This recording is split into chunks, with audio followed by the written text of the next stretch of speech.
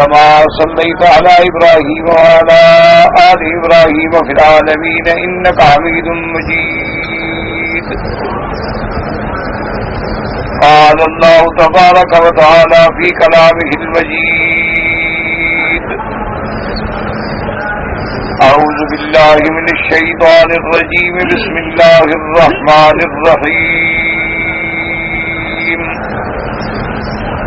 وإذا لم تأتهم بآية قالوا لولا اجتبيتها قل إنما أتبع ما يوحى إلي من ربي هذا بصائر من ربكم وهدى ورحمة لقوم يؤمنون. قال المؤلف والمفسر رحمه الله تعالى: قال علي بن أبي طلحة عن ابن عباس في قوله تعالى: قالوا لولا اجتبيتها يقول لولا تلقيتها. وقال مرة أخرى: لولا أحدثتها فأنشأتها. وقال ابن جرير عن عبد الله بن كثير مجاهد في قوله: وإذا لم تأتهم بآية قالوا لولا اجتبيتها قال لولا اقتضيتها. قالوا تخرجها عن نفسك. وقال قتادة والسدي وعبد الرحمن بن زيد بن أسلم واختاره ابن جرير. وقال الأوفي عن ابن عباس رضي الله تعالى عنهما: لولا اجتبيتها يقول تلقيتها من الله تعالى. وقال الضحاك: لولا اجتبيتها يقول لولا أخذتها أنت فجئت بها من السماء. اب مفسر رحمۃ اللہ علیہ سورۃ الاعراف کی اس آیت مبارک کی تفسیر بیان فرماتے ہیں کہ کفار جو تھے وَإِذَا لَمْ تَأْتِهِمْ بِآیَةٍ، جب آپ ان کے پاس کوئی نشانی یعنی ان کی مطلوبہ، ورنہ تو اللہ تبارک و تعالی نے سرکار دو عالم صلی اللہ علیہ وسلم کو جو معجزات عطا فرمائے ہیں ان کی تو کوئی مثال ہی نہیں ملتی. ہر پیغمبر کے معجزات برحق، ہر اولیاء اللہ کے کرامات برحق، لیکن سب سے زیادہ، سب سے عظیم، سب سے جامع معنی کامل معجزات جو سرکار دو عالم صلی اللہ علیہ وسلم کو ملے ہیں وہ پہلے کسی پیغمبر کو بھی نہیں. اسی لیے میں نے کل کے درس میں بھی عرض کیا تھا کہ بعض علماء کرام نے بڑی مفصل کتابیں لکھی ہیں معجزات رسول اللہ صلی اللہ علیہ وسلم، اور بعض علماء کرام نے اپنی محبت میں، عقیدت میں اور اظہار تعلق میں ایسی بھی مباحث فرمائے ہیں کہ مثلا پہلے پیغمبر کو فلاں معجزہ ملا تو اس کے مطابق حضور پاک صلی اللہ علیہ وسلم کو فلاں معجزہ ملا. یعنی اس طرح انہوں نے قسم کا تقابلی حیثیت سے بھی مطالعہ کیا ہے کہ اللہ تبارک و تعالی نے اور پھر حضور صلی اللہ علیہ وسلم کے معجزات جو ہیں وہ ایک قسم کے نہیں. حضور صلی اللہ علیہ وسلم کے معجزات مبارک کا تعلق جو ہے وہ عالم علوی کے ساتھ بھی ہے کہ چاند دو ٹکڑے ہو جائے، اور حضور صلی اللہ علیہ وسلم کا معراج عظیم، تو یہ بہت بڑے عظیم معجزات. اور اسی طرح حضور صلی اللہ علیہ وسلم کے ایسے معجزات بھی ہیں جن کا تعلق زمین سے ہے، اور زمین سے مراد یہ ہے کہ اس میں برکات کا پیدا ہو جانا، جیسے کہ حضرت سلمان فارسی رضی اللہ تعالی عنہ کی آزادی کے لیے جب یہودی نے شرط لگا دی کہ مجھے کھجوروں کا باغ لگا دو اور جب وہ پھل لائے گا پھر تمہیں آزاد کروں گا، تو حضور صلی اللہ علیہ وسلم نے فرمایا کہ سلمان مت گھبراؤ، اور صحابہ سے فرمایا کہ سب صحابہ باغ والے لوگ جو ہیں وہ سلمان کی امداد کریں۔ تو ہر صحابی نے کہا حضور ٹھیک ہے، میں 10 کھجوریں دوں گا، اس نے کہا میں 20 دوں گا، اس نے کہا میں 2 دوں گا، اس طرح۔ اور حضور نے فرمایا کہ سلمان تم جا کے اس کے زمین میں گڑے جو ہیں تیار کرو، اور یہ صحابہ کھجوروں کے درخت پہنچا دیں گے، لیکن ان کو لگانا نہیں جب تک میں نہ آ جاؤں۔ تو اب حضور صلی اللہ علیہ وسلم وہاں تشریف لے گئے اور اپنے دستے مبارک سے درخت لگائے، اسی سال پھل گئے درخت۔ تو یہ زمینی معجزات میں سے بھی اللہ نے آپ کو معجزات عطا فرمائے، اور اسی طرح ایسے کئی معجزات ہیں کہ پانی کڑوا ہے اور حضور پاک نے لعاب مبارک ڈالا تو میٹھا ہو گیا۔ اللہ تبارک و تعالی نے یعنی آپ کے بدن سے تعلق رکھنے والے معجزات بھی عطا فرمائے کہ آپ کے پسینے مبارک میں ایسی خوشبو تھی جو دنیا کی کوئی مشک و عنبر بھی مقابلہ نہیں کر سکتی۔ حضور صلی اللہ علیہ وسلم کو اللہ نے جیسے کہ حضرت داؤد علیہ السلام کے لیے پہاڑوں کو مسخر کیا تھا، حضور پر بھی پتھر سلام کہتے تھے۔ حضور صلی اللہ علیہ وسلم نے بھی جبل احد پہ جب اپنا پاؤں مبارک مارا زور سے اور فرمایا یا اسبت یا احد، ٹھہر جاؤ، تو بس فوراً اس کا زلزلہ جو تھا وہ ختم ہو گیا۔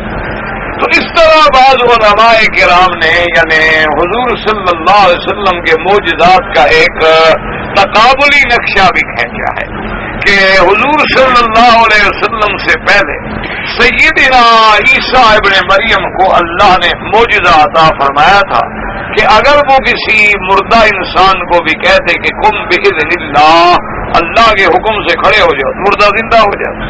تو انبیاء علیہ السلام کے یہ بڑا عظیم معجزہ۔ تو علماء کرام نے فرمایا کہ بالکل یہ بڑا معجزہ ہے کہ ایک مردہ زندہ ہو جائے، لیکن اس مردے میں پہلے تو زندگی تھی نا، یعنی وہ محل حیات تو تھا، بہرحال پہلے انسان تھا، جیتا جاگتا تھا، مر گیا، لیکن حضور کے لیے تو اللہ نے لکڑیوں کو بھی جان ڈال دی کہ آپ جس کھجور کے تنے سے پشت لگا کے خطبہ فرماتے تھے تو جب آپ نے نہ لگایا تو رونے لگی، آواز آیا رونے کا استوانے ہنگانا سے، تو اب لکڑی تو کوئی ایسا محل حیات نہیں ہوتا، لیکن اس میں بھی حیات پیدا ہو گئی۔ اللہ تبارک و تعالیٰ نے حضور پاک کے لیے جانوروں کو بھی مسخر کر دیا کہ جانوروں نے آگے باقاعدہ شکایت کی، اونٹوں نے آگے باقاعدہ شکایت کی، اور حضور پاک نے ان کے مالکان کو بلا کے فرمایا کہ اونٹ تمہاری شکایت کر رہا ہے کہ میرا مالک کام زیادہ لیتا ہے لیکن خوراک مجھے نہیں دیتا۔ تو بہرحال میرے کہنے کا مقصد یہ ہے کہ اتنے عظیم معجزات ملے ہیں ہمارے آقا کو، سرکار دو جہاں رحمت للعالمین صلی اللہ علیہ وسلم کو، کہ جن کے لیے علماء نے مستقل کتابیں بھی لکھی ہیں، اور سب سے عظیم معجزہ جو ہے میرے محبوب کا وہ اللہ کا قرآن ہے۔ یہ بات ہمیشہ یاد رکھیں، کیونکہ باقی معجزات ایک وقت میں تھا، پانی کی تکلیف تھی، صحابہ نے عرض کیا کہ یا رسول اللہ پانی نہیں ہے، اب نے فرمایا کوئی گھبرانے کی بات نہیں ہے، تو پانی اکٹھا کرو۔ تو انہوں نے پانی سارا اکٹھا کیا تو ایک پیالہ مبارک تھا بڑا، اس کی تاہ میں کچھ پانی اکٹھا ہو گیا۔ تو صحابہ فرماتے ہیں کہ حضور نے اپنا دستے مبارک رکھا تو گویا حضور کی انگلیوں سے چشمے جاری ہو گئے۔ تو اللہ نے ہزاروں معجزات عطا فرمائے، اور لیکن سب سے عظیم معجزہ جو ہے وہ اللہ کا قرآن ہے، کہ یہ ایک ایسا معجزہ ہے کہ وہ تو ایک ضرورت پیش آئی، اللہ نے پانی میں برکت ڈال دی۔ حضرت جابر رضی اللہ تعالیٰ عنہ کے گھر میں دعوت ہوئی، اللہ نے کھانے میں برکت ڈال دی۔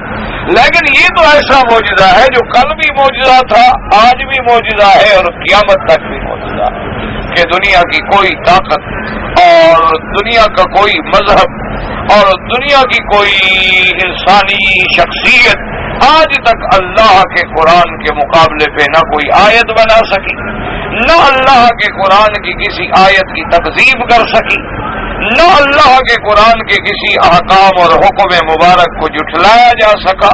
ایک ہوتا ہے ضد کرنا، نہ ماننا، تو لوگ تو کہتے ہیں ہم خدا کو بھی نہیں مانتے، اب اس کا تو کوئی علاج نہیں ہوتا، یہ تو قابل باز لوگ بھی نہیں ہوتے، یعنی بہت سارے لوگ ایسے ہیں نعوذ باللہ جو یہ کہہ دیتے ہیں کہ میں خدا کو بھی نہیں مانتا۔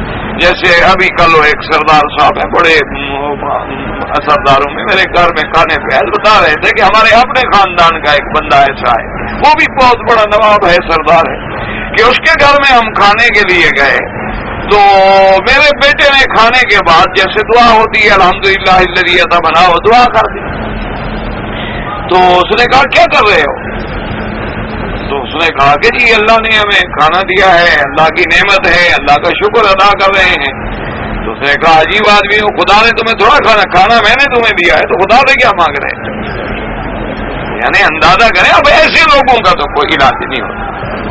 یعنی ایک آدمی کا جیسے آپ دیکھیں نا جی کہ آدمی کا کوئی بچہ ہو یا بھائی ہو، اللہ نہ کرے اس کو کبھی کبھی کوئی ایسا نارمل کے بجائے اب نارمل ہو جاتا ہو، یعنی غیر عقلی غیر شعوری حرکتیں کرتا ہو تو اس کا علاج کرتے ہیں، دوائیں دیتے ہیں، انجیکشن دیتے ہیں، بجلی کے شاک دیتے ہیں، بڑے علاج ہوتے ہیں. اور جب بالکل وہ پاگل ہو جائے، بالکل دماغ ختم ہو جائے تو کہتے ہیں اب اس کا تو کوئی علاج ہی نہیں.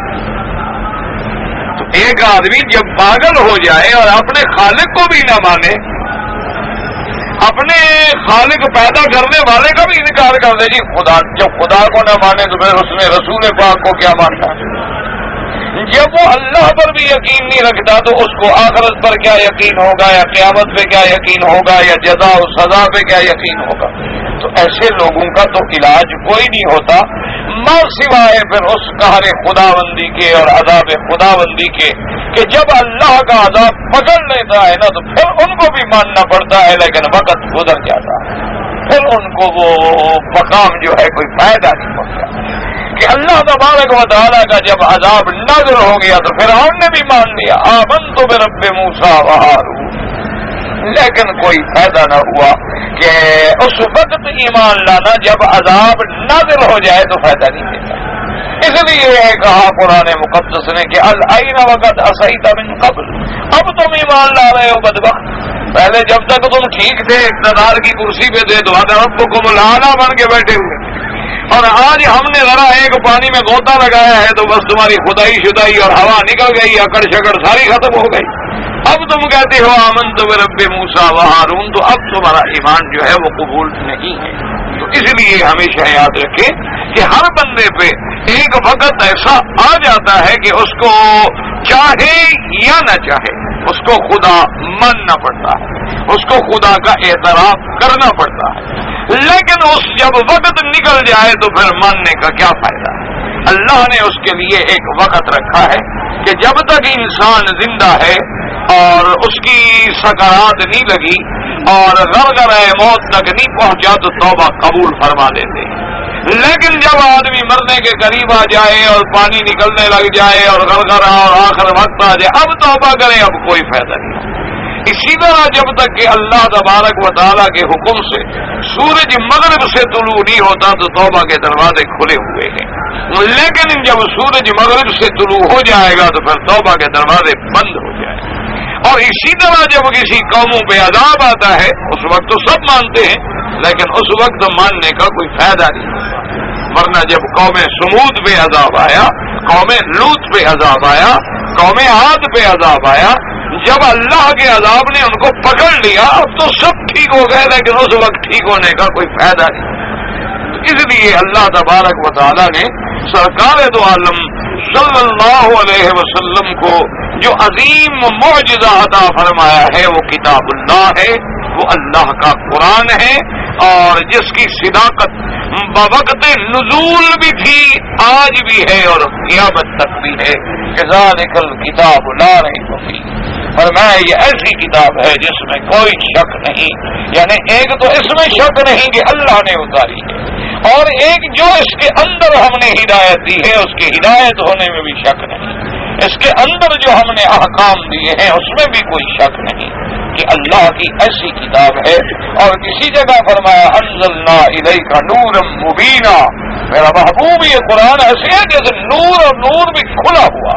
تو جیسے کھلے ہوئے نور میں روشنی میں آدمی کو ہر چیز نظر آتی ہے، اللہ کے قرآن میں بھی غور کرے تو اس کی ہدایت کے لیے ہر چیز موجود ہے. تو اس لیے سب سے بڑا معجزہ جو ہے وہ اللہ کا قرآن ہے. اور اس کے ساتھ جو ہے یہ بات بھی ذرا ذہن میں رکھ لیں تاکہ اللہ تبارک و تعالی ہمارے عقیدوں کی بھی اصلاح فرما دے، کیونکہ بنیاد جو ہے یاد رکھو وہ عقیدے پہ ہوتی ہے۔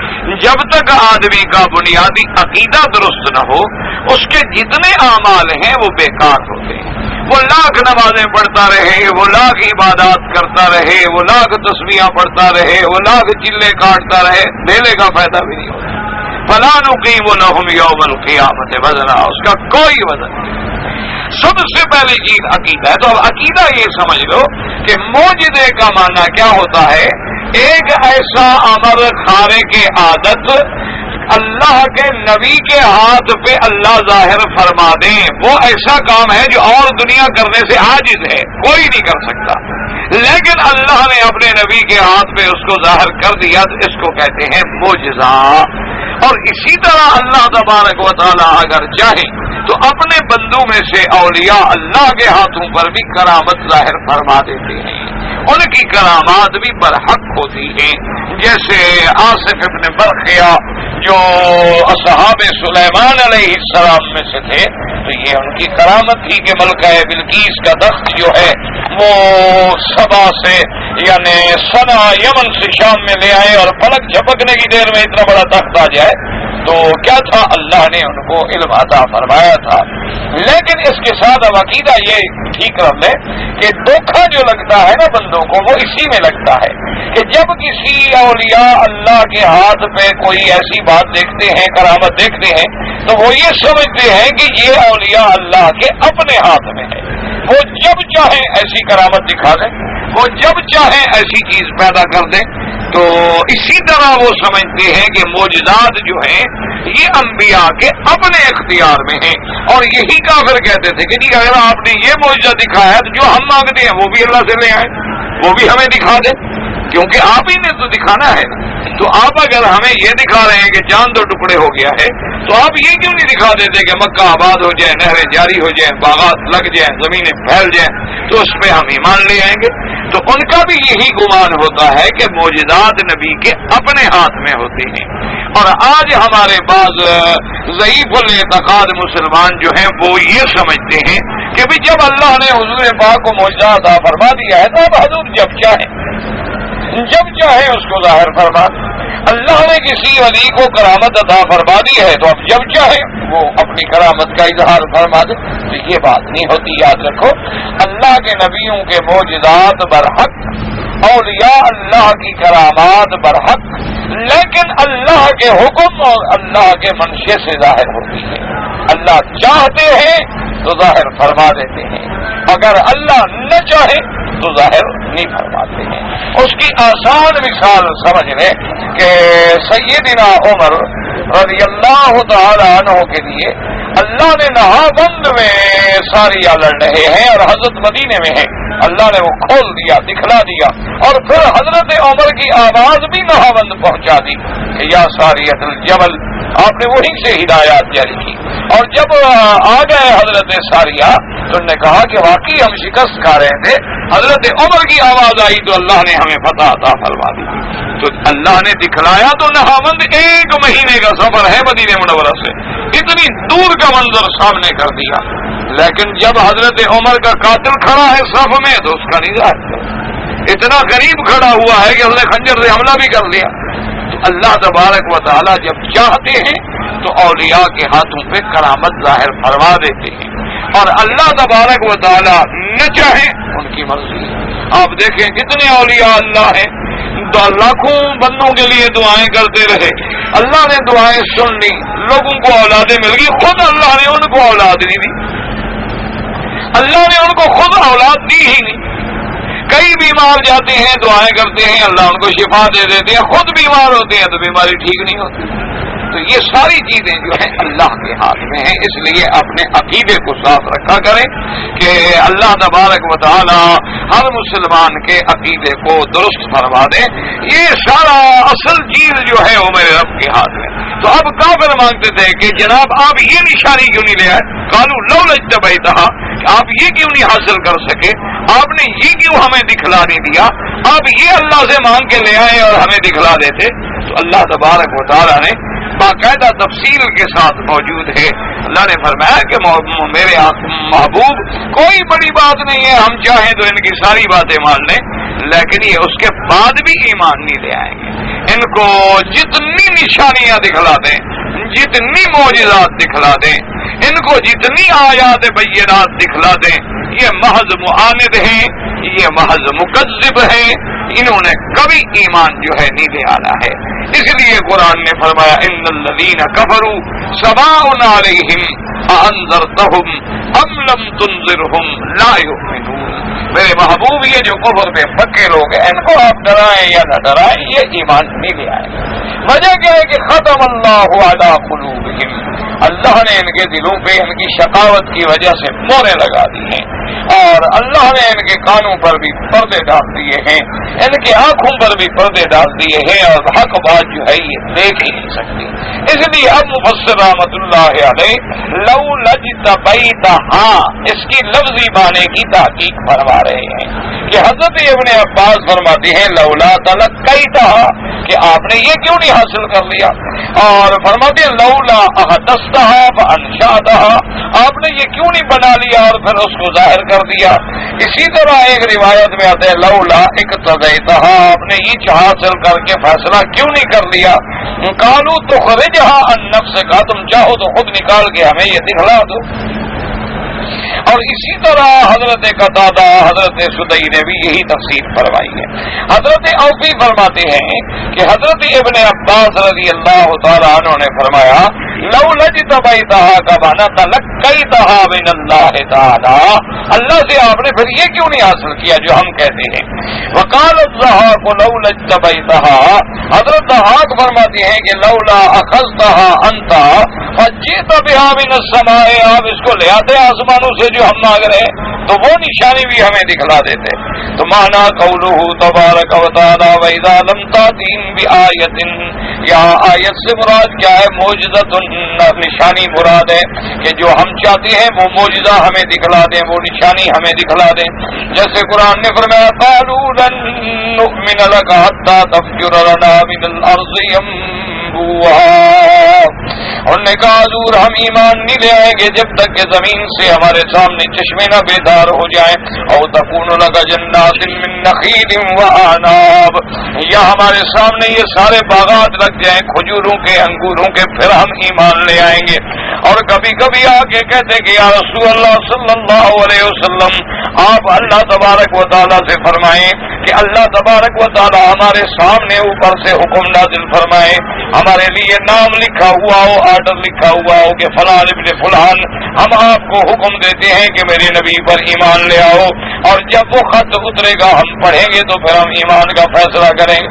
مانا اناد تھا، جیسے کہ حضرت موسیٰ علیہ السلام جب تورات لے کر اللہ کے ہم کلام ہو کے آئے اپنی قوم سے، آپ کا ذکر انہوں نے کہا کہ نہیں جی بات یہ ہے کہ ٹھیک ہے لیکن ہم تو تب مانیں گے کہ جب اللہ تبارک و تعالیٰ کی کلام ہم بھی تو سنیں، اللہ ہم سے کلام فرمائے۔ اللہ تبارک و تعالیٰ سے درخواست کی کہ مولا یہ میری قوم ہے، اب وہ چاہتے ہیں کہ جی ہم بھی سنیں۔ اللہ نے فرمایا ٹھیک، اپنی قوم کے کچھ لوگ منتخب کر لو، لے آؤ۔ اب جناب جب وہاں پہنچ گئے، بڑی تفصیل سے واقعہ مبارکہ جو ہے قرآن میں موجود ہے، تو اللہ تبارک و تعالیٰ نے اپنا کلام فرمایا، سب نے کلام سنا۔ بھائی اب تو بات ختم ہو گئی، تم کلام سننا چاہتے تھے سن لیا، اور پھر اتنا بڑا شرف تمہیں نصیب ہو گیا کہ تم سے اللہ نے کلام فرمایا۔ لیکن اس کے بعد کہنے لگے کہ موسیٰ علیہ السلام بات یہ ہے کہ کلام تو ہم نے سنا ہے لیکن بات یہ ہے کہ ہم نے دیکھا تو نہیں نا، کلام سن رہے ہیں نا، دیکھا تو نہیں ہے، لہذا ایسا کریں کہ اللہ پاک ہمارے سامنے آ کے ہم سے بات کریں۔ اب اندازہ کریں جب قومیں اس قدر عناد پہ اتر آئیں تو جب ایسی بات کی تو اللہ کا غضب اور جلال آیا اور اللہ تبارک اخذتہم الصاعقہ، سیدھی گری سب پر۔ تم ایسی گستاخانہ مطالبہ کرتے ہیں۔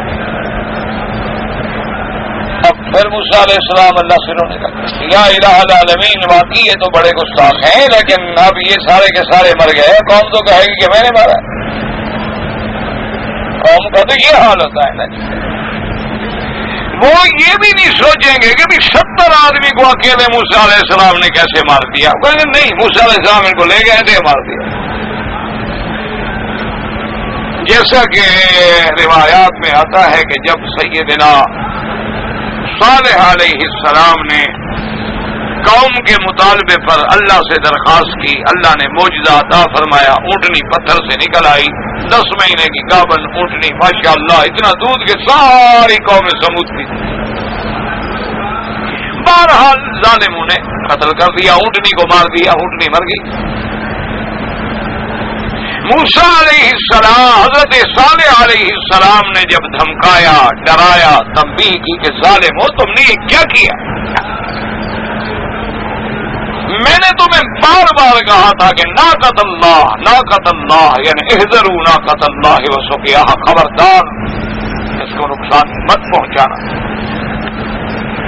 فذروها تأکل فی ارض اللہ ولا تمسوها بسوء، میں نے تمہیں کہہ دیا تھا کہ اس کو چھوڑ دو، زمین میں چرے کھائے پیے، اور اللہ کی نعمت ہے، اللہ کی نشانی ہے، میری نبوت کی تصدیق ہے، اللہ کے کمال قدرت کا اظہار ہے، اس کو نہیں چھیڑنا، نقصان نہیں پہنچانا۔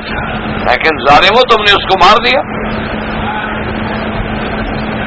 حضرت صالح علیہ السلام تنبیہ کرنے کے بعد پریشان ہو کے جب گھر گئے تو قدار ابن صالح جو تھا نا، وہ اشکل قوم جو سب سے بڑا بدبخت تھا، اس کے ساتھ 7 آدمی اور تھے۔ وہ کہنے لگا کہ بات یہ ہے کہ حضرت صالح علیہ السلام جو ہمیں ڈرا رہے ہیں کہ اللہ کا عذاب آ جائے گا، عذاب آ جائے گا اور عذاب آ جائے گا، ایسا کرو کہ رات کو چل کے حملہ کر کے خود صالح علیہ السلام کو قتل کر دیتے ہیں۔ تو صالح علیہ السلام نبوت میں سچا نہیں ہے، نعوذ باللہ، ان کان کاذبا، جھوٹا ہے تو اچھا ہوا، اونٹنی سے بھی جان چھوٹی اور صالح علیہ السلام سے بھی جان چھوٹی۔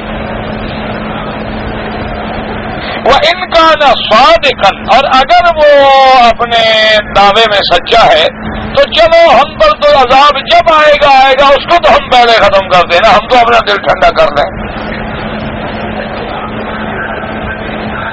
اندازہ کرو کہ دونوں فیصلوں پہ باز پھر بھی نہیں آ رہے، کہتے ہیں جھوٹا ہے تو چلو ہم نے قتل کر دیا، بھائی سچا ہے تو پھر تو نہ کرو نا، ڈرو، کہتے نہیں اگر سچا ہے تو ہمیں جو کہہ رہے ہیں کہ اللہ تبارک و تعالیٰ تمہیں 3 دن کے بعد جو ہے عذاب آ جائے گا،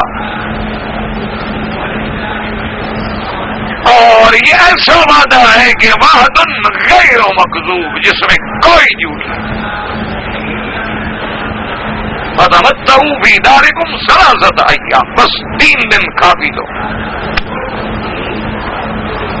تو کہنے لگے چلو حضرت صالح علیہ السلام کو قتل کر دیں۔ 7 کے 7 آدمی رات کو اکٹھے ہو کے حضرت صالح علیہ السلام کو شہید کرنے کے لیے آئے، تو جب حضرت صالح علیہ السلام کے گھر کے قریب آئے، اللہ نے حکم دیا فرشتوں کو کہ ان کو پتھر مار کے برباد کر دو۔ پتھر لگے 7 کے 7 وہیں رضخوا بالحجارۃ، پتھروں کے ساتھ ان کے سر و دماغ پھاڑ دیے، مر گئے۔ صبح کو ہم جناب آ گئے، انہوں نے کہا ان کو آپ نے قتل کیا۔ ان قوموں کا کیا حال ہے، جب آدمی اناد پہ آ جاتا ہے نا، یاد رکھو، ضد پہ آ جاتا ہے تو کہتے ہیں ٹھیک ہے جی، آپ کہتے ہیں قرآن اللہ کی کتاب ہے، اور میں آپ نے کوئی دیکھا ہے قرآن کب اترا، کون لے آیا، آپ کو جبریل کو جانتے ہیں، پہچانتے ہیں آپ، بس انکار ہے، اعراض۔ تو اب حضرت صالح علیہ السلام نے فرمایا ظالمو میں نے نہیں مارا اناد میں۔ انہوں نے کہا جی نہیں، یہ آپ کے گھر کے قریب مرے ہوئے ہیں سارے۔ تو بہرحال صالح علیہ السلام کے ساتھ جو مومن تھے اور جو ایمان لائے تھے بعض روایات میں ہے تقریباً 4000 آدمی ایمان لے آئے تھے. تو وہ سب کھڑے ہو گئے. ہم نے کہا ظالم ہو, اللہ کا نبی کہہ رہا ہے تو تم نہیں مانتے, چلو لڑنا ہے تو لڑائی کرو. بہرحال وہ ڈر گئے. تو اب حضرت صالح علیہ السلام ان 4000 آدمیوں کو لے کر اس جگہ سے علیحدہ ہو گئے اور اللہ کا عذاب کی پہلی علامت شروع ہو گئی. حضور نے فرما دیا تھا صالح علیہ السلام نے کہ 3 دن کی تمہیں مہلت ہے, لیکن عذاب کی نشانیاں شروع ہو جائیں. پہلے دن جو ہے وجوہہم مصفرۃ, ان کے چہرے جو تھے نا پیلے پڑنے لگ گئے. اب ایک دوسرے کو کہہ رہے یار تمہارا چہرہ بھی پیلا لگا, تمہارا اپنا پیلا لگ رہا ہے. جب سب کے ایسے ہونے لگے تو کہنے لگے یار کہیں ایسا تو نہیں جو صالح علیہ السلام نے کہا تھا. دوسرا دن جب آیا تو چہرے سرخ ہونے لگ گئے. اب پھر حیران ہو رہے ہیں, ابھی کل تو پیلے رنگ کے تھے, آج تو یہ سرخی مائل ہو رہے ہیں. اور تیسرا دن جب آیا تو چہرے سیاہ, وجوہہم مسودۃ. اور بعض روایات میں یہ بھی ہے کہ ان پر عذاب جو ہے بدھ کے دن سے شروع ہوا. بدھ کو ان کے چہرے پیلے ہو گئے, جمعرات کو جو تھے سرخ ہو گئے, اور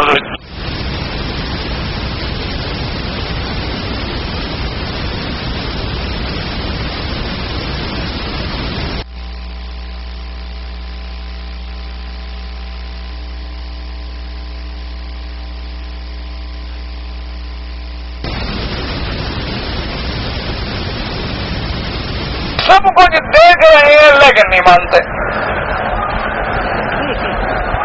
اس لیے اللہ کے نبی سے مطالبہ کرتے ہیں, جی ہمیں یہ معجزہ دکھاؤ, پھر ہمیں کہتے ہیں یہ معجزہ دکھاؤ. یہ پھر نبی تو نہ ہوئے, آپ کے تابع ہوئے, اور پھر اللہ تبارک و تعالیٰ بھی جو آپ کہتے رہے وہ آپ کو دکھاتے رہے.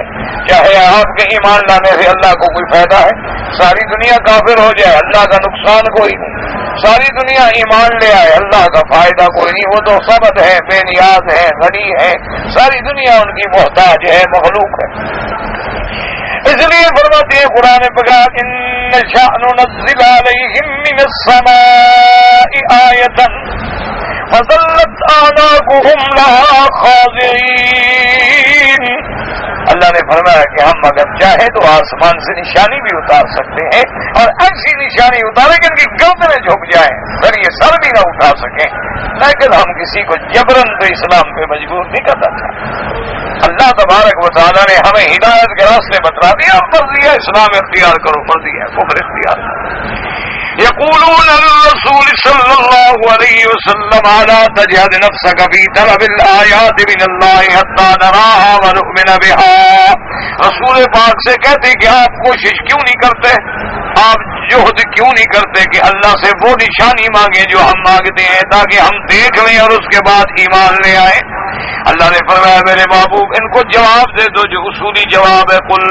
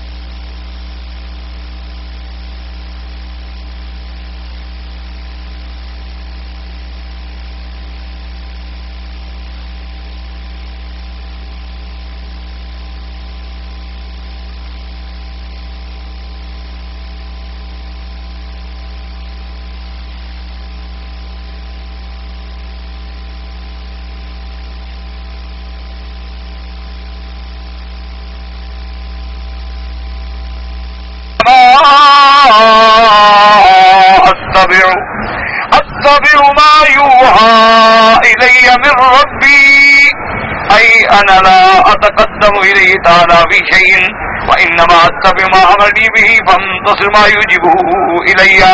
اللہ نے فرمایا میرے محبوب آپ جواب دے دیں کہ میں اللہ پاک سے کوئی چیز، کوئی نشانی، کوئی آیت، کوئی مطالبہ نہیں کر سکتا، بلکہ میں تو خود اللہ کے احکام کا پابند ہوں، اللہ کے حکم کی اتباع کرنے والا ہوں. اللہ جو مجھے حکم دیتے ہیں میں حکم بجا لاتا ہوں. اللہ تبارک و تعالی جو بات فرماتے ہیں وہی بات آگے پہنچا دیتا ہوں. وَإِن بَعْثَتْ آيَةً قَبِلْتُهَا وَإِن مَنَعَ لَمْ أَسْأَلْهُ ابْتِدَاءً إِيَّاهَا إِلَّا أَن يَأْذَنَ لِي فِي ذَلِكَ. اگر اللہ مجھے کوئی معجزہ دے دیتے ہیں، کوئی نشانی دے دیتے ہیں تو ظاہر ہو جاتی ہے، اور اگر اللہ نہ دے تو میں خود سوال نہیں کروں گا جب تک کہ اللہ مجھے سوال کرنے کی بھی اجازت عطا نہ فرمائے. اللہ اگر کوئی معجزہ ظاہر فرما دیتے ہیں تو ظاہر ہو جاتا ہے، اور اگر اللہ نہ دے تو میں تو نہیں سوال کر سکتا. اس کے بعد فرماتے فإنه حکیم علیم ثم ارشدهم إلى أن هذا القرآن هو أعظم المعجزات وأبين الدلالات وأصدق الحجج والبينات. اور حضور نے فرمایا چونکہ اللہ میرا رب حکمت والے ہیں، علم والے ہیں، وہ اپنی حکمت سے جو چاہے ہمیں عطا فرمائے، اور وہ جانتے ہیں کہ تم کیا مطالبے کر رہے ہو، کیا باتیں کر رہے ہو. اللہ سے کوئی چیز چھپی ہوئی نہیں ہے. اور اس کے بعد پھر اللہ نے فرمایا کہ میرے محبوب ان کو سمجھاؤ کہ تم جو چھوٹے چھوٹے معجزے مانگتے ہو، ان ھذا القرآن، یہ قرآن پاک جو ہے وہ اعظم المعجزات، سب سے بڑا معجزہ ہے. اور پھر وابین الدلالات، بالکل کھول کے اپنی چیزوں میں دلالت کرنے والا، اور بالکل اس کی جتنی دلائل ہیں، بینات ہیں، حجج ہیں، سب کی سب سچی ہیں. تو سب سے بڑا معجزہ تو تمہارے سامنے موجود ہے. اتنے بڑے معجزے کو دیکھ کر بھی تم ایمان نہیں لاتے ہو تو پھر کس میں ایمان لے آؤ؟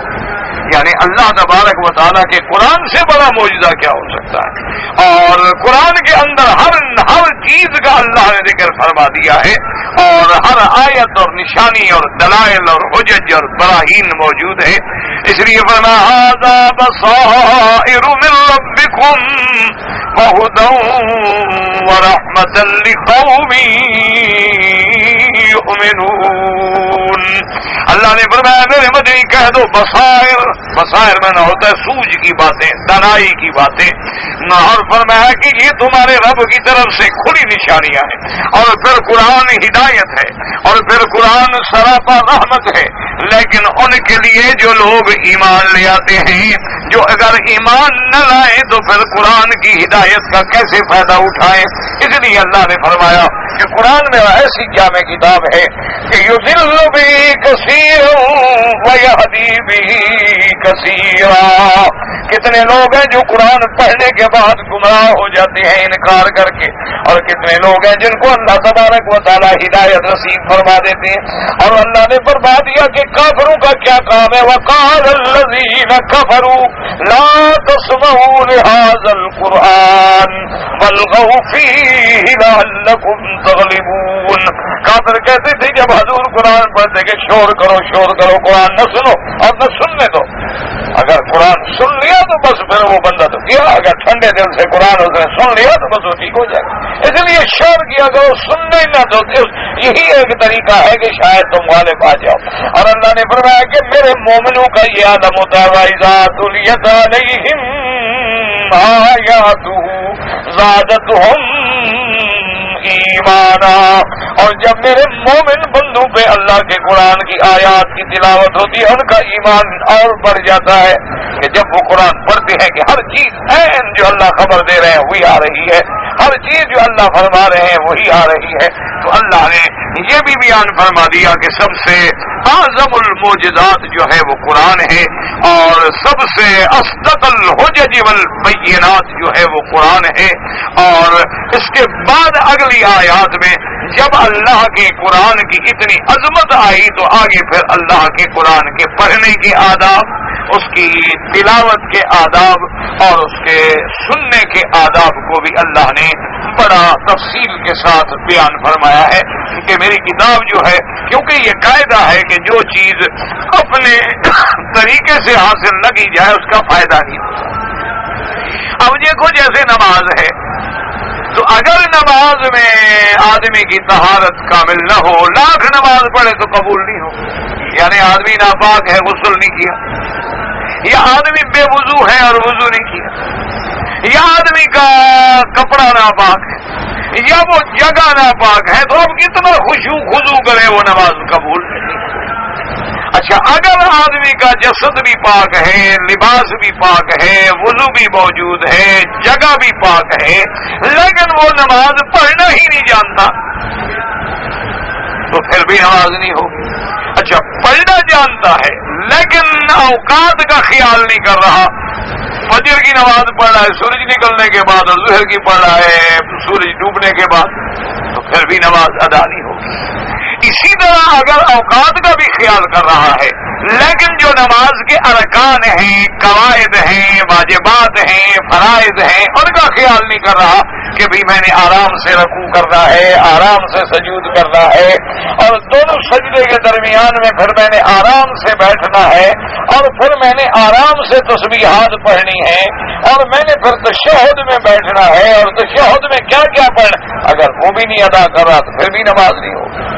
اس لیے لازمی بات ہے کہ ہر چیز کے احکام، اس کے آداب، اس کے قواعد، اس کے ارکان جو ہے اس پہ پورا پورا عمل کیا جائے۔ اسی طرح اللہ کا قرآن ہے، اگر ہم نے قرآن کو قرآن کے آداب تلاوت کے ساتھ تلاوت نہیں کیا، یا قرآن کو قرآن کے آداب کے مطابق ہم نے نہیں سمجھا، تو پھر قرآن کا فائدہ کوئی نہیں ہوتا۔ صرف ہمارا یہ تو نہیں ہوتا نا کہ جی آدمی، جیسے کہ بعض بزرگوں نے مثال دی کہ ایک بیمار ڈاکٹر کے پاس جائے، اور بہت بڑا ڈاکٹر ہے، اس نے بڑی محنت کی، تحقیق کی، ساری تحلیلات، یہ چیک اپ وغیرہ کرنے کے بعد اس نے بڑی محنت سے ایک بہترین نسخہ لکھا، اس کی بیماری کے لیے دوائیں تجویز کی، اور کہا کہ 5 دن کے بعد جو ہے آپ پھر میرے پاس لوٹ کے آئے، دیکھیں گے کہ بھی کیا فائدہ ہوا کیا نہیں ہوا۔ اب 5 دن کے بعد جب مریض آیا تو پوچھا بھی کیا حال ہے؟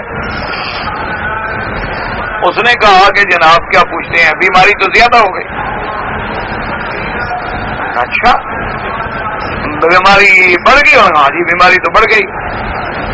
اس نے کہا جب وہ نسخہ جو میں نے لکھا تھا اس کو آپ نے صحیح معنی میں استعمال کیا؟ اس نے کہا حضور کمالے، یہ دیکھو نسخہ تو میرے سینے کے ساتھ لگا ہوا ہے، روزانہ صبح چومتا ہوں پھر سینے کے ساتھ رکھ دیتا ہوں، ہر وقت خیال رکھتا ہوں۔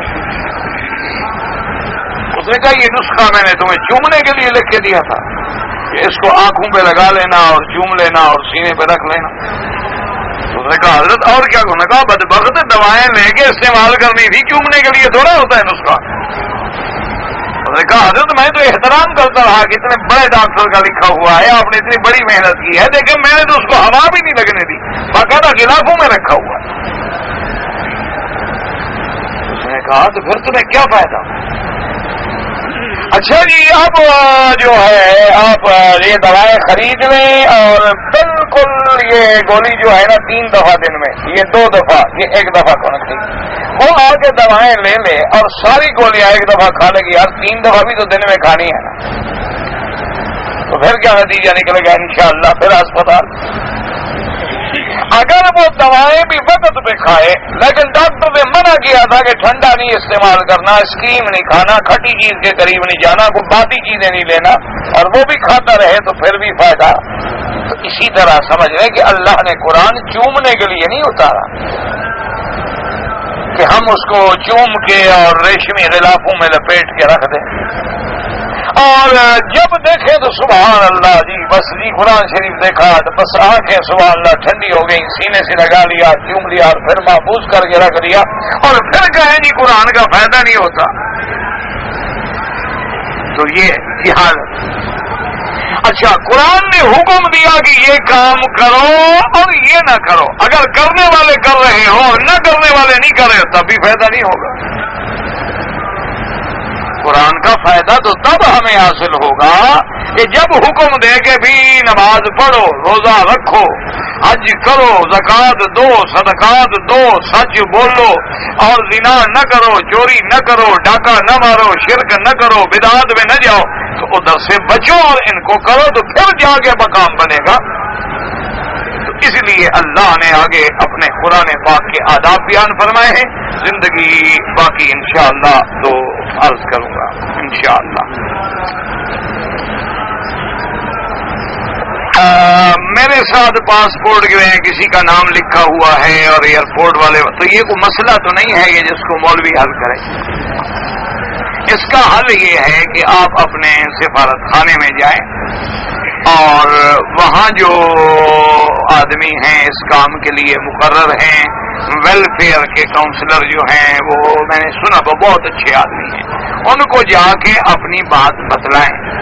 اصول یہ ہوتا ہے میرے بھائی کہ جب آدمی اپنے ملک سے آتا ہے، مثلا ایک عورت کا ویزا ہے، آپ نے میاں مثال کے طور پر میاں بیوی کا آپ نے ویزا لگوایا، ٹھیک ہے، اس میں لکھا ہوتا ہے کہ بیوی اس کے ساتھ۔ اچھا اتفاق ایسا ہو گیا کہ آپ کی بیوی بیمار ہو گئی، وہ نہیں آئی، آپ اکیلے آ گئے، تو جب آپ انٹری ہوتے ہیں تو اس وقت ان کو بتا دیں گے دیکھیں جی ویزا ہم دو کا ہے لیکن دیکھ لو میں اکیلا آیا ہوں، میری بیوی نہیں آ سکی۔ وہ اسی وقت اس میں لکھ دیتے ہیں کہ یہ اکیلا آ رہا ہے، تو پھر جب آپ جاتے ہیں تو کوئی تکلیف نہیں ہوتی۔ اب اس وقت تو آپ جلدی سے نکل آئے، اس میں لکھا ہوا ہے کہ عورت آپ کے ساتھ ہے، وہ تو کہیں گے عورت کدھر گئی، وہ تو غلط نہیں کہہ رہے، وہ تو صحیح مطالبہ کر رہے ہیں۔ تو اس لیے اب اس کا حل جو ہے وہ ایک ہے بہرحال کہ آپ اپنے سفارت خانے میں جائیں اور جس ایئر لائن سے آپ آئے ہیں اس کا مینوفیسٹو نکال لیں، تاکہ وہ جہاز میں جو مینوفیسٹو بنتا ہے وہ ظاہر کرے گا کہ تم اکیلے آئے ہو، اور اس کے بعد ان سے بات کریں گے تو انشاءاللہ وہ سمجھ جائے۔ باقی میں تو دعا کر سکتا ہوں اور تو میں کچھ کر نہیں سکتا، ویسے حل میں نے آپ کو بتلا دیا ہے۔ عورت اگر حجر اسود پہ بوسہ دے، عورت کے لیے بھی سنت ہے اور مرد کے لیے بھی سنت ہے، لیکن اگر رش ہے اور عورت کو غیر محرم مردوں کے ساتھ پسنا ہے، دھکے لگنے ہیں، تو پھر نہ دینا جو ہے زیادہ ثواب ہے۔ وہ دور سے اشارہ کر دے، اللہ اس کو بوسے کا ثواب بھی دیں گے اور اپنی عزت اور جان کو بچانے کا ثواب بھی عطا فرمائے۔ کوئی ضرورت نہیں دھکے کھا کے بوسہ دینے کی، غیر مردوں کو لگنا حرام ہے اور بوسہ دینا تو سنت ہے، مل گیا تو الحمدللہ، نہ ملا تو الحمدللہ۔ کل 4 رکعت والی نماز ہے یا 3 رکعت والی، تو کسی نے اتحیات کے بعد درود شریف بھی پڑھ لیا پورا اور پوری اتحیات پڑھ لی اور پھر کھڑا ہوا تو میری تو 2 رکعتیں باقی ہے، تو اب وہ سجدہ سہو کرے گا یا نہیں کرے گا؟ احناف کے نزدیک تو کرے گا، باقی ائمہ کے نزدیک اگر پوری اتحیات پڑھی کوئی حل نہیں۔ اگر کوئی آدمی غسل خانے کے اندر ہے اور بغیر کپڑوں کے اس نے غسل کیا ہے اور اسی حالت میں اس نے وضو بھی کیا ہے، تو کیا یہ وضو ہو جائے گا؟ جب غسل ہو جائے گا تو وضو کیوں نہیں ہو جائے گا؟ غسل تو بڑی چیز ہوتی ہے نا، تو جب بڑا کام ہو جائے گا تو چھوٹا کیوں نہیں ہو جائے گا؟ ایک اصول یاد رکھو کہ جب حمام بند ہے، دروازہ بند ہے، تو بھائی آپ نے کپڑا باندھا ہوا ہے، کپڑے باندھنے کا مقصد کیا ہوتا ہے کہ کسی غیر کی نظر نہ پڑے، تمہارے اڑیاں جسم پہ کوئی آدمی اچانک آ جائے تو نہ دیکھے، تو جب حمام کے دروازے تم نے بند کر دیے، محفوظ کھڑے ہو اندر، تو آپ وضو کرو، غسل کرو، سب ٹھیک ہے۔ وضو کر لیا میں نے، وضو کے بعد میں بیٹھ گیا اور مجھے نیند آ گئی، تو اس میں فقہاء کرام یہ لکھتے ہیں کہ اگر تم نے ٹیک لگائی ہوئی تھی اور نیند آ گئی تو پھر وضو کرو، اور اگر تم بالکل ایسے بیٹھے ہوئے تھے اور نیند آتی رہی لیکن پھر وضو کرنے کی ضرورت نہیں۔ اس کی وجہ یہ ہے کہ جب آدمی ٹیک لگاتا ہے تو اعضاء ڈھیلے ہو جاتے ہیں، تو ہو سکتا ہے کہ نیند میں تمہاری کوئی ہوا وغیرہ خارج ہو اور تمہیں پتہ بھی نہ چلا، لیکن جب آدمی ایسے بیٹھا ہوا ہے مضبوطی سے تو وہ خطرہ نہیں ہوتا، اس لیے اس میں وضو نہیں ٹوٹتا۔ اہل کتاب جو ہے وہ کون سے لوگ ہیں؟ جیسے یہود اور نصارہ، یعنی جن پر اللہ نے کتاب ان کے نبی پہ اتاری تھی، باقی وہ ایمان لاتے تو کامیاب ہوتے۔ حضور کے بعد آنے کے بعد اب کوئی لاکھ ان کتابوں پہ ایمان لائے تو ایماندار نہیں تصور ہوگا کہ آپ کے قرآن کے آنے کے بعد وہ ساری کتابیں ختم اور آپ کی نبوت کے بعد اور کسی کی نبوت نہیں ہے۔ اگر اگر میں طواف کے چکروں میں بھول گیا اور میں نے شاید 8 کر لیا تو کوئی حرج نہیں، زیادہ ہو گیا کوئی بات نہیں۔ اگر اپنی میں ساس ہے میری، یعنی بیوی کی ماں کو ساس کہتے ہیں، سسر یعنی بیوی کا باپ، اس کو زکوٰۃ ہاں دے سکتے ہیں، کوئی منع نہیں۔ اگر وہ غریب ہیں تو دے سکتے ہیں۔ صرف اپنے باپ کو یاد رکھو، اپنا باپ یا دادا یا پردادا یا بیٹا یا پوتا یا پوتے کا پوتا، ان کو زکوٰۃ نہیں دے سکتے۔ باقی جتنے رشتہ دار ہیں اگر غریب ہیں تو دے سکتے ہیں۔ ایک مسلمان لڑکی اگر کسی غیر مسلم سے شادی کر لے اور اپنے مذہب پہ رہے، مذہب پہ کیسے رہی؟ وہ کافر ہو گئی، ختم ہو گئی۔ مذہب پہ رہتی تو شادی کیسے کرتی؟ اور وہ کافر بھی اپنے مذہب پہ رہے، بالکل ناجائز ہے۔ فوراً ایسی لڑکی کو اس نے کہا ہے ہی نہیں، توبہ کر کے اپنے ایمان کو بچانا چاہیے اور اپنے آپ کو عذاب سے چھڑانا چاہیے۔ میرے والدین فوت ہو چکے ہیں، میں خواب میں دیکھتا ہوں تو اچھی بات ہے یار، خواب میں والدین کو دیکھتی ہو تو بری بات ہی، پریشان کیوں ہو جاتے ہوئے؟ کوئی ایسی بات، ان کے لیے دعائیں کرو، خیرات کرو، صدقات کرو۔ تو آدمی کی نظر لگ جاتی ہے تو کیوں لگ جاتی ہے؟ تو حضور نے فرمایا، اللہ کا حکم ہے کہ نظر لگ جاتی ہے، کہ آدمی کی نظر میں جب حسد پیدا ہوتا ہے تو جب حسد کے ساتھ وہ کسی کی چیز کو دیکھ کے اور بڑے ٹھنڈے سانس بھرتا ہے تو اس نظر میں کوئی ایسا اثر پیدا ہوتا ہے جو دوسرے پہ اثر کرتا ہے۔ اور اس لیے اس کا علاج بھی ہے کہ جس آدمی کی نظر لگتی ہو وہ فوراً کہا کرے ماشاء اللہ یا لا حول ولا قوت الا باللہ۔ تو اگر نظر لگ جائے، تمہیں پتا ہے کہ اس بندے کی نظر لگی ہے، تو اس کو فوراً کہو کہ وہ وضو کرے یا غسل کرے کسی برتن میں، اور وہ پانی لے کے نظر والے پہ ڈال دو تو اللہ شفا دے دیتے۔ نظر حق ہے۔ بیمار ہے، چل بھی سکتا ہے، پتہ نہیں، مجھے نہیں سمجھ آیا آگے آپ نے کیا لکھا ہے، پڑھا نہیں جاتا۔ غائبانہ نماز جنازہ کسی مرد کے لیے یا عورت کے لیے، ہاں بالکل، امام شافعی رحمۃ اللہ علیہ اور امام احمد ابن حنبل رحمہ اللہ تعالی کے نزدیک غائبانہ جنازہ چاہے مرد ہے یا عورت ہے اس کا پڑھنا جائز ہے۔ امام ابو حنیفہ رحمۃ اللہ علیہ کے نزدیک غائبانہ جنازہ پڑھنا جائز ہے۔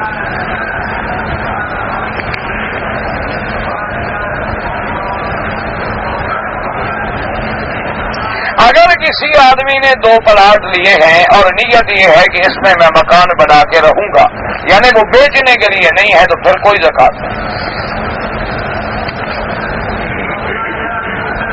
داڑھی کو اگر ہم سنواریں اور بنائیں بالکل جائز ہے، خط بنائیں بالکل جائز ہے، بلکہ یہ داڑھی بنایا کریں تاکہ خوبصورت لگے، اس کا لحاظ بھی کیا گیا۔ حضور نے فرمایا بال رکھو یا داڑھی رکھو تو اس کا حق ہے کہ اس کو تیل لگاؤ، اس کو بناؤ، سنوارو تاکہ خوبصورت نظر آئے۔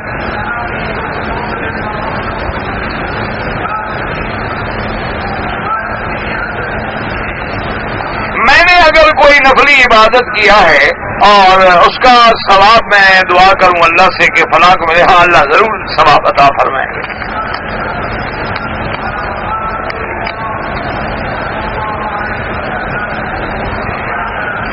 میں نے استخارہ کیا تھا اور مجھے ایک سانپ نظر آیا، تو صاف بات ہے کہ اچھا بھائی استخارہ نہیں ہے۔ جب سانپ دیکھ رہے تو سانپ تو دشمن ہوتا ہے، اچھا تو نہیں ہوتا۔ باقی وہ اس نے کاٹا نہیں ہے تو ضروری تو نہیں کہ آپ دشمن مار بھی لیں، دشمن ہوتا ہے، کبھی مار لیا کبھی نہ مار سکا، کبھی خود مر گیا، لیکن ہے تو دشمن نا۔ کتنے سانپ ہیں جن کو بندہ مار دیتا ہے، لیکن کبھی کبھی وہ بھی تو مار دیتے ہیں۔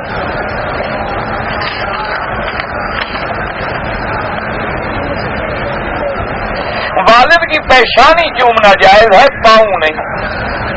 والد کی پیشانی پہ بوسہ دے یا ہاتھ پہ تو پاؤں پہ نہیں، جھکنا اللہ کے سوا کسی کے لیے نہیں۔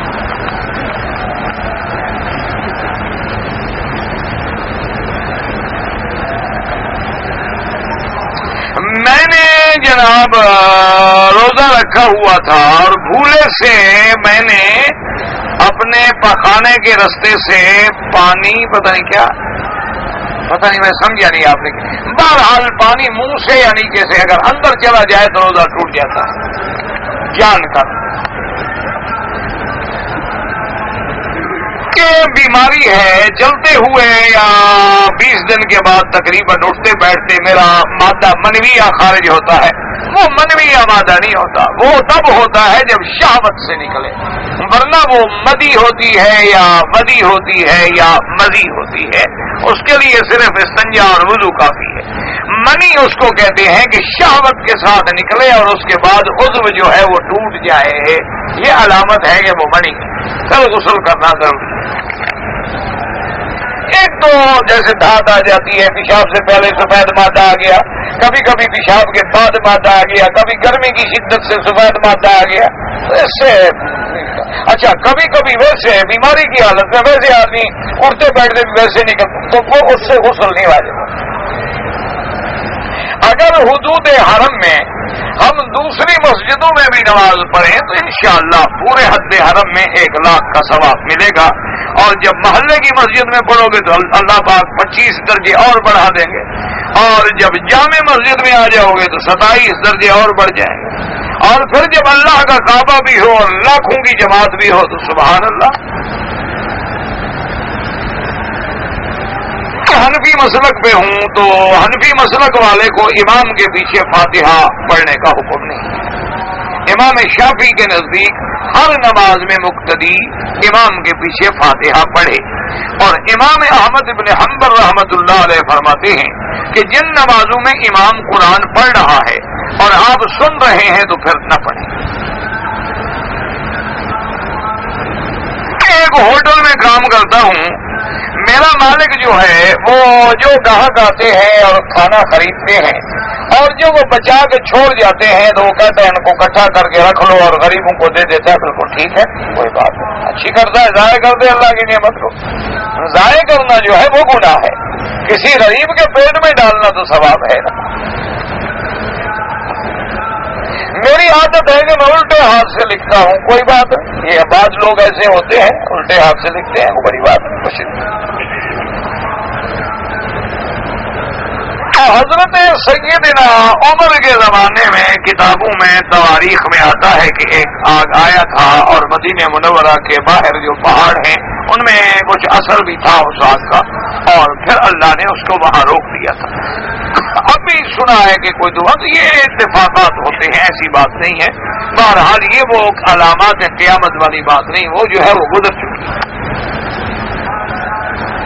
جو حضرات رفع یدین کرتے ہیں الحمدللہ کوئی بات نہیں، وہ بھی حدیث مبارک میں ثابت ہے، کسی سے نہ بغض کرو، نہ لڑائی لڑو، نہ جھگڑوں میں پڑو، یہ سارے مسائل جو ہیں یہ افضل اعلیٰ اولا مستحب کے ہیں۔ اردو زبان میں قرآن شریف کا ترجمہ حرم شریف میں نہیں ملتا ہے، باقاعدہ دفتر ہیں، اخباروں میں آیا ہے کہ خادم الحرمین الشریفین نے پتہ نہیں 20 لاکھ یا کتنے نسخہ قرآن کے تقسیم کرنے کا حکم فرمایا ہے۔ اللہ ان کے اس صدقہ و خیرات صدق جاریہ کو قبول فرمائے۔ تو باقاعدہ دفاتر ہیں، آپ نے قرآن لینا ہے تو ان دفتروں میں جا کر آپ کو ملے، نہیں کہ قرآن حرم میں جو رکھے یہ اٹھا کے لے جاؤ، یہ تو بات نہیں ہے، یہ تو حرم کے لیے وقف ہے، آپ کے لیے باقاعدہ دفاتر ہیں، رابطہ عالم اسلامی کا دفتر ہے، حرمین شریفین کا دفتر ہے، اسی طرح اسلام کا دفتر ہے، اور ہم سے باہر بھی دفاتر ہیں مصحف شریف کی جہاں قرآن تقسیم ہوتے ہیں۔ اگر وہاں اردو والا ترجمے والا نہ، ان سے پوچھ لو کہ ہمیں کہاں ملے گا، وہاں جا کے آپ درخواستیں باقاعدہ دیتے ہیں، بلکہ آپ کے مدارس ہیں اور آپ کو طلباء کے لیے چاہیے تو باقاعدہ درخواست بنا کے بھیجیں تو باقاعدہ وہیں پہنچوا بھی دیتے ہیں۔ اللہ تبارک و تعالیٰ نے قرآن پاک کی جتنا خادم الحرمین نے اس زمانے میں خدمت کی ہے اس کا کوئی تصور نہیں کیا جا سکتا، اتنا عظیم برس لگایا ہے مدینہ منورہ میں کہ جس کی پوری دنیا میں مثال نہیں ہے، اور پھر صرف اردو نہیں 13 زبانوں میں قرآن پاک کا ترجمہ شائع ہوتا ہے اور لاکھوں میں تقسیم ہوتا ہے۔ جب ایک آدمی عمرے پہ آیا ہے، مدینہ منورہ جائے گا، واپسی پہ وہ بیچارہ معذور ہے، بیمار ہے، عمرہ نہ کر سکے تو عذر کی وجہ سے اللہ پاک فرما دیں گے ورنہ افضل یہی ہوتا ہے کہ اگر آئے ہی عمرے کے لیے ہے اس کا مطلب ہے اور عبادت کے علاوہ تو ان کا کوئی مقصد نہیں، بہتر یہ ہوتا ہے کہ وہ میقات ہے اور واپسی پہ آدمی احرام باندھ کے عمرہ کر لے، ریڈی پہ کر لے، کوئی مشکل مسئلہ تو آج کل ہے نہیں۔ عرض کے بعد جو زیورات ہیں ان پر امام احمد ابن حنبل رحمۃ اللہ علیہ کے نزدیک زکوٰۃ نہیں ہے، یعنی جو عورت اپنے پہننے کے لیے رکھتی ہے چاہے وہ کتنا بھی زیادہ ہوں کم ہوں، کبھی کبھی پہنے کی ضروری نہیں ہوتا کہ روز پہنتی ہو، کبھی شادی پہ پہن لیا 6 مہینے بعد سال بعد ان پہ، لیکن امام ابو حنیفہ رحمۃ اللہ علیہ کے نزدیک ان زیورات پہ بھی زکوٰۃ ہے۔ اگر وہ 7.25 تولے سونے سے زیادہ ہو جائیں یا 52 تولے چاندی یا اس کی قیمت سے زیادہ ہو جائے تو پھر سب کی قیمت لگا کے 2.5% زکوٰۃ ادا کی جائے۔ میں نے 2 کنال زمین مکان بنانے کے لیے خریدی ہے، اس کے لیے کوئی زکوٰۃ نہیں، اگر بیچنے کے لیے خریدی ہے تو زکوٰۃ ہے۔ اچھا، اسی طرح اگر آپ نے پلاٹ خریدا ہے اور پروگرام یہ ہے کہ یہاں میں ایک پلازہ کھڑا کروں گا اور دکانیں کرائے پہ دوں گا، وہ بھی جب آمدنی آئے گی تو زکوٰۃ ہے۔ میاں رمضان المبارک ہے، روزے کا مہینہ ہے اور میاں بیوی نے آپس میں مجامعت کی اور ساری کا وقت ہو گیا، اب اتنا وقت نہیں کہ غسل کر سکیں کہ جلدی جلدی وضو کر کے کھا لیں، بعد میں غسل کر لیں، کوئی بات نہیں۔ عورت کے لیے غسل کرنا تو کہتا ہے ویسے لمبا کام ہوتا ہے، بالوں میں پانی پہنچا ہے، بہرحال کوئی بات نہیں، اس وقت بغیر غسل کے بھی آپ وضو کر کے جلدی سے اپنا کھا لیں اور بعد میں غسل کر لیں۔ عورتوں کو حرم مکہ میں آ کے پردہ بالکل کرنا چاہیے، حضور کی بیویاں پردہ فرماتی تھی۔ اکثر ہم نے دیکھا ہے کہ لوگ نمازی کے آگے گزرتے ہیں اور پرواہ بھی نہیں کرتے، یہ غلط بات ہے۔ کوشش کریں کہ نمازی کے آگے نہ گزریں، الا طواف کرنے والے ان نے تو گزرنا ہے، اور تم بھی نماز جب ختم ہو جائے تو پھر وہی طواف کی جگہ سنتیں نہ شروع کر دیا کرو، ورنہ گزرنے والوں پہ نہیں تم پر گناہ ہوگا کہ تم نے راستہ روکا ہے۔ جب نماز ہو جائے جگہ چھوڑ دو، پیچھے آ جاؤ، آرام سے اپنی سنتیں پڑھو، اور اگر مجبوراً گزرنا پڑے تو سجدے کی جگہ سے دور گزریں۔